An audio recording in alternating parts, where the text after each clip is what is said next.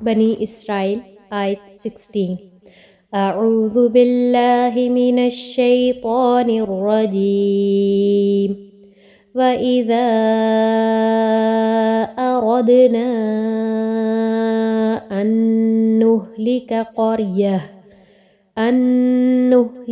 قَرْيَةً أَمَرْنَا مُتْرَفِيهَا فَفَسَقُوا فِيهَا فَحَقَّ عَلَيْهَا الْقَوْلُ فَدَمَّرْنَاهَا تَدْمِيرًا۔ وَإِذَا اور جب اردنا ارادہ کرتے ہیں ہم ان کے نہلی کا ہم ہلاک کر دے قریتن کسی بستی کو امرنا حکم دیتے ہیں ہم مترفیہا اس کے خوشحال لوگوں کو ففسقوا تو وہ نافرمانی کرتے ہیں فیہا اس میں فحق تو ثابت ہو جاتی ہے علیہا اس پر القول بات فدمرناہا تو تباہ کر دیتے ہیں ہم اسے تدمیرا تباہ کر دینا۔ اور جب ہم کسی بستی کی ہلاکت کا ارادہ کر لیتے ہیں تو وہاں کے خوشحال لوگوں کو کچھ لوگوں کو ہم حکم دیتے ہیں اور وہ اس بستی میں کھلی نافرمانی کرنے لگتے ہیں تو ان پر عذاب کی بات ثابت ہو جاتی ہے، پھر ہم اسے تباہ و برباد کر دیتے ہیں۔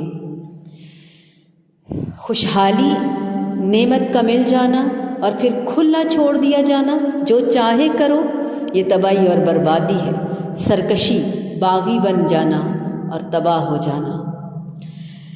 اور عوام جو ہے وہ کل انعام ہے، وہ خوشحال لوگوں کے دین پر ہی جیتی ہے، انہی کے معاملات پہ عمل کرتی ہے، انہی کو فالو کرتی ہے، انہی کو رول ماڈل بناتی ہے۔ تو ایمان اور عمل صالح کے حکم کو تو نہیں مانتے بلکہ ملک بھر میں فسق اور فجور برپا کر دیتے ہیں۔ ففسقوا اس بستی کے رسول یا دوسرے مسلح لوگوں کے ذریعے اس کے خوشحال لوگوں کو ایمان اور عمل صالح کا حکم دیتے ہیں، لیکن وہ اس کے برعکس چلتے ہیں۔ خوشحال لوگوں کو ہی نہیں بلکہ ان کے پیچھے چلنے والے ضعفاء کو بھی، بستی کے عمارتوں کو بھی بری طرح برباد کر دیتے ہیں ضعفاء کی ہلاکت کے سبب۔ یعنی انہوں نے مرنا تو ہے ہی، موت ان کی آ گئی، لیکن عذاب کا باعث کون لوگ بنے، کیا وجہ بنی، ہمارے کون سے اعمال؟ قل ان اللہ لا یأمر بالفحشاء۔ یہ تعویل کی جائے تو الگ بات ہے کہ اللہ تعالیٰ کا شرعی حکم تو نیکی ہی کا ہوتا ہے، مگر اللہ تعالیٰ کے کائنات کے نظام کو چلانے کے لیے کسی پر ظلم نہیں کر رہے ہوتے، مظلوموں پر ظلم نہیں ہو رہا ہوتا، یا ظالم جو ظلم کر رہے ہوتے ہیں۔ اللہ تعالیٰ کی بے شمار حکمتیں ہوتی ہیں کہ اللہ کی پکڑ کب ہے، کیسے ہے، اور وہ ان کی رسی دراز کر رہا ہے نافرمانوں کی، کیوں کر رہا ہے، یہ حکمتیں ہیں اللہ کی۔ اور دنیا کی نعمتوں کے دروازے ان کے لیے کھول دیے جاتے ہیں کہ جتنی چاہو نافرمانی کر لو، پھر جب قرارداد جرم مکمل ہو جاتی ہے تو اللہ تعالیٰ کا عذاب آ جاتا ہے۔ امرنا اکثرنا، مترفین کو بہت بڑھا دیتے ہیں تو وہ فخر میں آ کر نافرمانی پر اتر آتے ہیں۔ ان تینوں معنوں میں سے پہلا معنی زیادہ بہتر ہے، بہرحال سارے معنوں کی گنجائش ہے اپنی اپنی جگہ۔ اگر ہم ان آیات پہ مزید غور اور تفکر اور تدبر کریں، قرآن میں اللہ تعالیٰ بار بار انسان کو حق کی طرف بلاتا ہے۔ نبی صلی اللہ علیہ وآلہ وسلم کی احادیث بھی درد مندی سے اسلام کی دعوت دیتی ہیں۔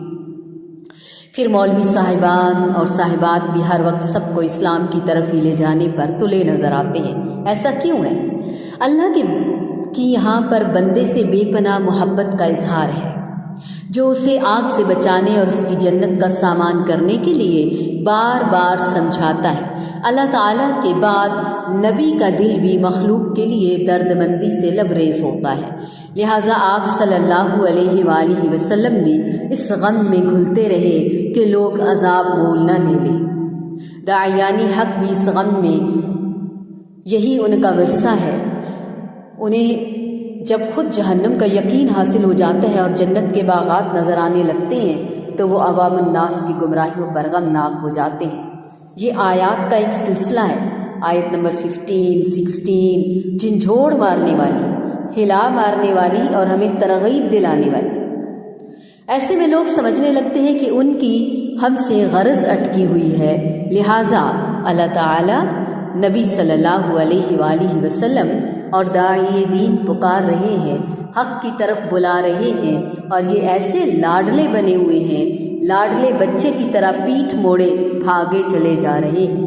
ایسے میں اللہ تعالیٰ یہ باور فرماتا ہے کہ جو کوئی راہ راست اختیار کرے اس کی راست روی اس کے اپنے ہی لیے مفید ہے، اور جو گمراہ ہو جائے اس کی گمراہی کا وبال اسی پر ہے۔ لہٰذا کسی غلط فہمی میں مبتلا نہ ہو جائیں کہ ایمان لاؤ گے، اسلام کا اتباع کرو گے تو اللہ تعالیٰ نبی صلی اللہ علیہ وآلہ وسلم یا مبلغین کا کچھ سنوار لو گے۔ اللہ تعالیٰ تو غنی عن العالمین ہے۔ نبی کریم صلی اللہ علیہ وآلہ وسلم کے ذمے تو صرف بات کو پہنچا دینا ہے، اس کے سوا کوئی ذمہ داری نہیں، اور یہی معاملہ مبلغین کا بھی ہے۔ پھر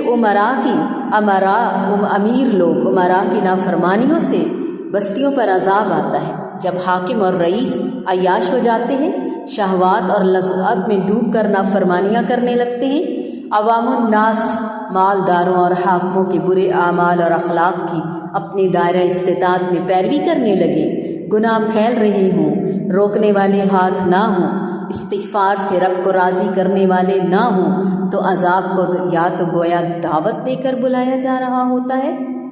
آج کیا حال ہے امراء سے لے کر غرباء تک، ٹیلی ویژن سکرینز ہمیں کیا مناظر دکھاتے ہیں، بے حیائی کے مناظر۔ ہم سب اسیر ہیں، کیبل، ڈش، نیٹ، موبائل، سارے ہی تو ذرائع منفی استعمال ہو رہے ہیں۔ عشق عاشقی کے بازار کھلے ہوئے ہیں، کیسی حرمتیں پامال ہو رہی ہیں، کیسی حرکتیں سر عام ہو رہی ہیں۔ ایسے میں زلزلے نہ آئے تو کیا ہو؟ آیات سچی ہیں، کل بھی اور آج بھی۔ اللہ تعالی ہمیں توبۃ النصوح کی طرف بلا رہا ہے۔ اللہ ہمیں توفیق دے۔ اللہ تعالیٰ کے حکم سے مراد اصل ڈھیل اور کھلی چھٹی دے دینا، جس کے بعد پکڑے جانے کے سارے اسباب پورے ہو جاتے ہیں۔ یا اللہ ہماری حفاظت فرما، یا اللہ ہماری حفاظت فرما، ہمیں توبہ کی توفیق دے، سچی توبہ کی۔ استغفر اللہ۔ یا اللہ ہم اپنے تمام صغیرہ اور کبیرہ گناہوں کی تجھ سے معافی مانگتے ہیں، کوشش کرتے ہیں، نیت کرتے ہیں، انفرادی بھی اور اجتماعی طور پر بھی اپنے آپ کو اور اپنی نسلوں کو ان گناہوں سے بچانے کی۔ یا رب العزت ہمیں توفیق دے۔ یا اللہ ہمیں مدد فرما، ہماری مدد فرما یا اللہ، آمین۔ وَإِذَا أَرَدْنَا أَن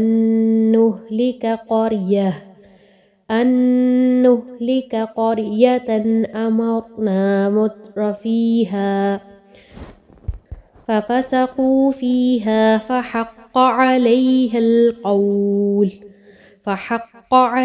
القول فدمرناها تدميرا۔